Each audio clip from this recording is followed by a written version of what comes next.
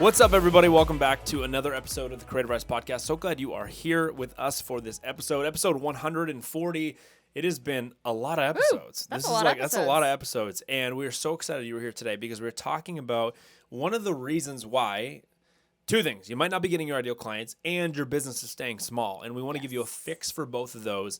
A fix that's been really transformative for me and for you and for a lot of people that go through the Creativ Rise Mastermind that we talk about this with, which is so exciting. Speaking of Creativ Rise Mastermind, it is our first official week of round 10, which is so exciting for us. Such a good group. Get the community all together, get to know everybody. It's such an exciting week. Not only because we get to do that, but because we also do our pod strategy calls. So their pods are essentially their accountability group, and we, Joey and I, jump on this week with them and do individualized pod strategy calls where we just run through a ton of cool stuff, revamping offers, talking about issues they're dealing with, basically setting up the foundation for an awesome 6 weeks. So that's what we've been doing all week. It's been so fun. Absolutely love it. It's been so fun getting to know everyone in round 10. So many phenomenal people in this round, which is so cool. I mean, every round is always phenomenal, but it's just like, man, it's so rejuvenating to be around creatives that are hungry to grow, so talented at what they do. And how much have they already made? I don't know. I'd have to calculate it, but I know they made like over 20 grand in the first 3 days. So like it's moving. It's a fast-paced community. People are building things, and it's great. So anyways, cool. Speaking of moving, building things, doing great things, working with your ideal client has got to be like the mecca of what people want to do. I don't meet a lot of creatives who are like, I literally could care less who I work for. I just want to make money.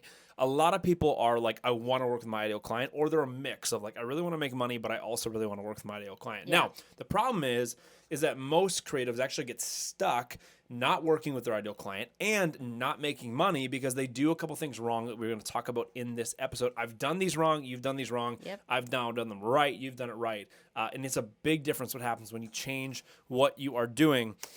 So we really want to get you out of that problem. We want to stop you from making only like 0 to like 25 grand a year. That's most creatives. That's like 75% of creatives make less than 15 grand a year. Yeah. That statistic's insane. Most creatives is 50% don't even hit 50 grand a year. 50% of creatives that start a business don't even hit 50 grand a year. So most creatives are struggling to even hit $50,000. And this is a massive reason why. And we're going to attack it today. Yeah. So here is the problem of the day. It is that most creatives are trying to work with their ideal clients when they are not their ideal client's ideal collaborator. Okay? I'm going to repeat that again.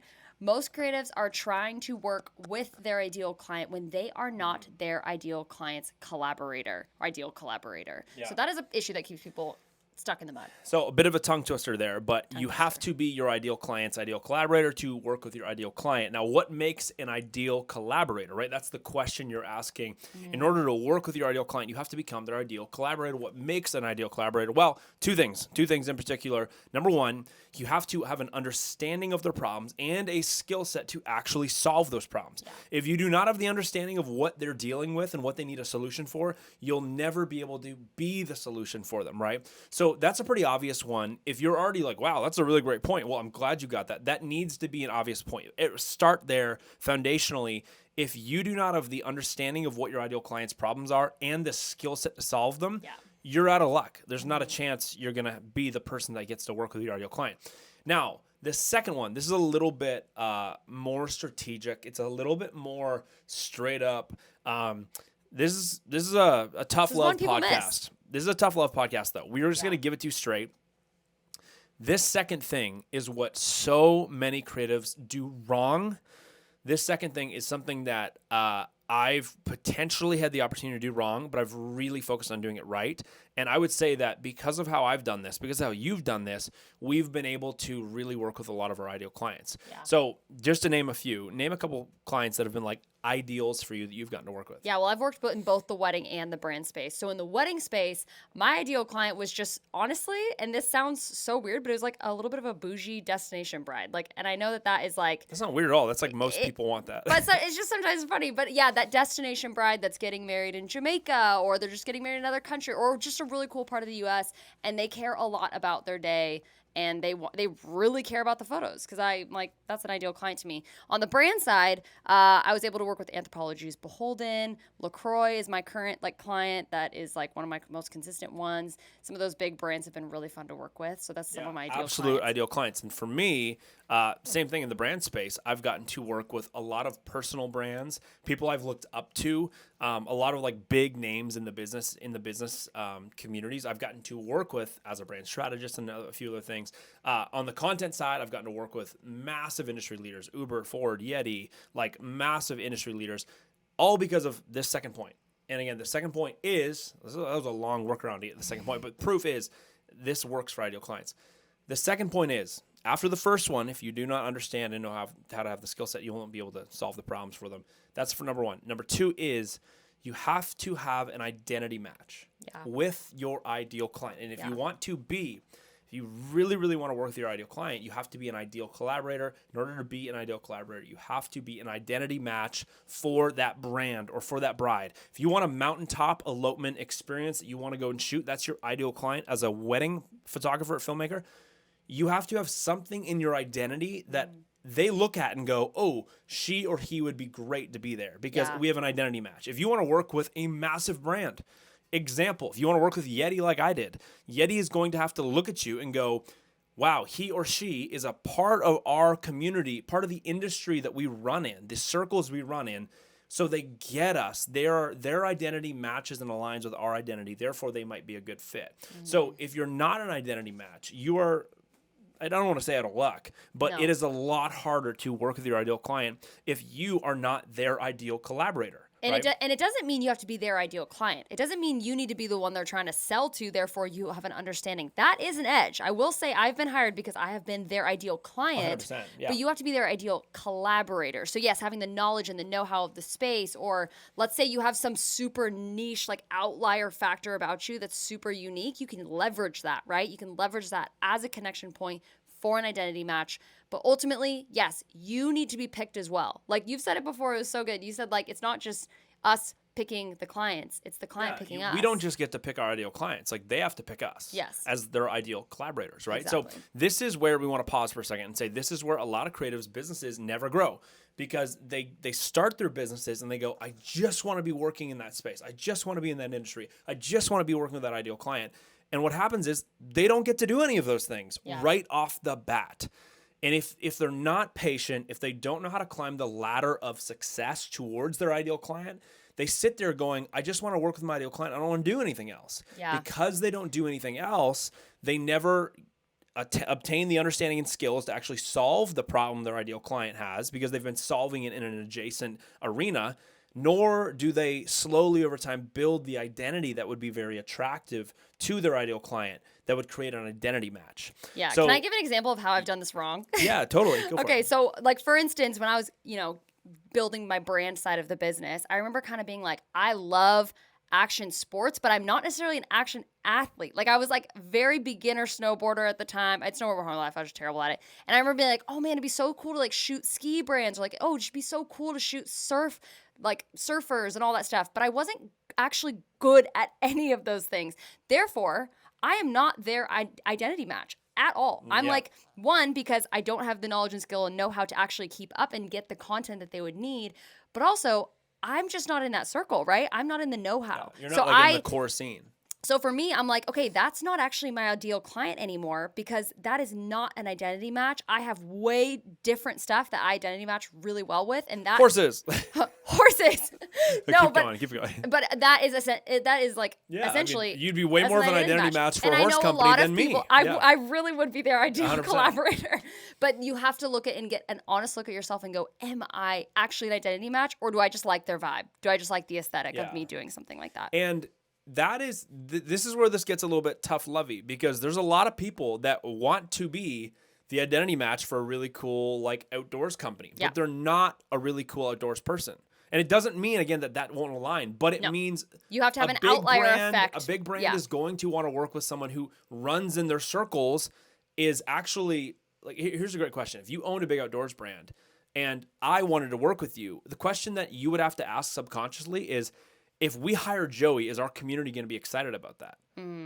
Am I a good identity match for the brand? And the community would be stoked about you guys hiring me. Yeah. Like, you've got to be able to answer that question in your head and figure that out. So none of this is black and white. Like, absolutely, you're never going to be hired. But we are speaking in like generalist terms of that how are saying, to succeed in business they're and saying move forward. the more you can become someone who understands and is equipped skill-wise to solve the problems, the better. So I love what you just said a second ago. You're like, I can't even keep up sometimes with these athletes on the mountain in order to shoot them. Exactly. Where in my situation, those were the gigs that I started with, and I did a lot of that. I worked with a lot of professional athletes, and I was an identity match because I was an action sports athlete, right? So it just makes sense. So the question, if you're listening to the show, is what are you said it a second ago, the outliers. Yep. An outlier is something unique about you that makes you an outlier in an industry.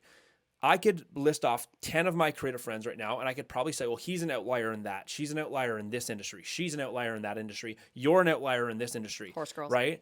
Yeah. But so you've got to figure out, what are you an outlier in that gives you a lot of leverage on being an identity match, and then you need to go after ideal clients in that space. So I just told a little bit of that story, a little bit of my story, but I'll just clarify it a little bit more, and we'll wrap up the podcast with this. But my story is, I started a creative business when I was 14 years old, and it was a video agency, and my whole goal was basically to never want to work a job. I never wanted to work a job, but more importantly, I wanted to work who I wanted to work for. And I quickly found out within the first couple months, first year of running this business, that, okay, I can sit around like a sitting duck, and just wait for Red Bull to want to hire me. Or are there things I can do solving the same problem I eventually want to solve for Red Bull, but I'm solving it for a client in a different industry? Is there any way that I can do that so I can actually get good at solving the problem one day I want to solve for Red Bull, but I'm solving it for a smaller client in a different industry now? How can I find that so I can actually get better at solving the problem? And then secondly, what do I need to be doing in my career and in my just overall persona of who I am as a person that will build an identity match over time? And I learned that early on, that you need those two things. And so I didn't sit around, and I wasn't a sitting duck. And this is, unfortunately, this is what a lot of creatives do. Yes. They sit there and go, well, I want to be an outdoors photographer. I want to work with Patagonia. I want to work with Yeti.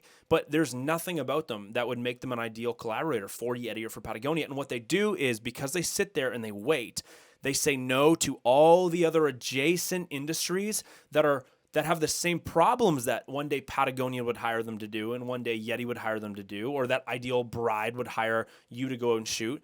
You're missing all the other opportunities to solve the same problem for a different clientele that is going to build confidence in you and build your identity to become somebody that one day will get hired by your absolute ideal client. That is the hack. Absolutely. So example, when I wanted to start traveling the world, when I became of age, like exited high school, start traveling the world on my own and shooting for outdoors brands, I didn't just wake up one day and say, oh, I'm just going to wait around for that to happen. What I did was I found a bunch of local work that would pay me actually really well. Now, they weren't super exciting jobs, but I got paid really well. And so by the time I was exiting high school, I had cash.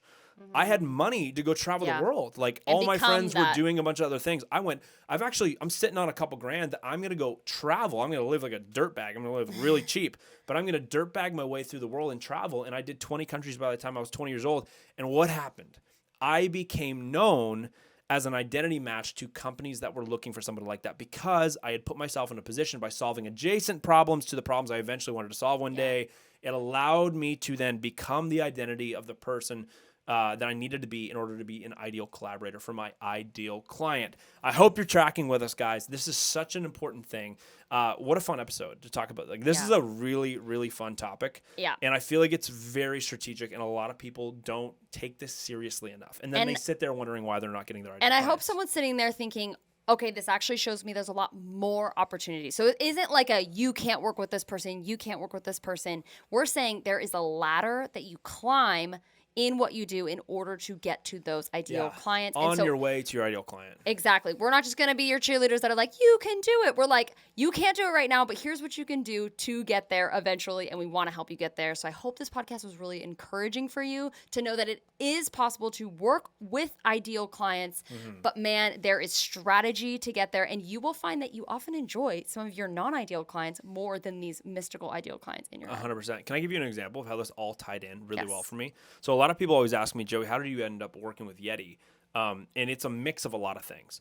But Yeti was on my dream bucket list to work with for years, and we'll wrap up the podcast with this story. But I had the dream to work with the biggest outdoors brands I possibly could, because that was the industry that I was building an identity in. That was me. I love the outdoors. So I was like, Yeti would be epic. But at the same time, I was like, when I first thought about that, I was like 15 or 16. And I was like, I don't know how I'm going to make that happen. So what I did was started doing a bunch of local jobs, which then funded my travel. Eventually, someone reached out to me and said, hey, I own a cooler company. Kind of like Yeti. Literally, their email said, kind of like Yeti. And they said, we want you, because you're traveling a ton, to travel with our coolers and shoot content for us every month. And I was like, oh, amazing. That was my first retainer deal. And then eventually, because of that job and because I had so much experience shooting coolers and actually flying to like 10 different countries with a cooler, all of that plus some other stuff led to Yeti reaching out to me. And so, guys, it's an ascension. I went from local jobs that funded me to travel to getting to travel, becoming that person that attracted travel companies, outdoor companies. Small ones reached out to me. I worked for the small ones, killed it, and then eventually the big dogs wanted to work with me. It is an ascension towards your ideal client. Nobody starts right away and just jumps right up to their ideal client. So work on what you got to work on to again, learn how to solve the problems that your ideal client needs solved, and also find a way to really become an identity match. I hope this podcast was so helpful for you. We so appreciate you listening to this episode. If you love this, make sure you share it on Instagram. Tag Creativ Rise, tag Christy, and tag myself. We'd love to just say thank you for listening to the show, and then also repost that you're listening, so that our audience can just be like, oh, who's this listening? And then tap on your profile and see who you are, because that's really cool. So anyways, share this on Instagram. Send it to a friend that needs to learn how to work with his or her ideal client more. And other than that, guys, thanks for being here. So cool. Thanks, guys. We'll see you next week. See you next week.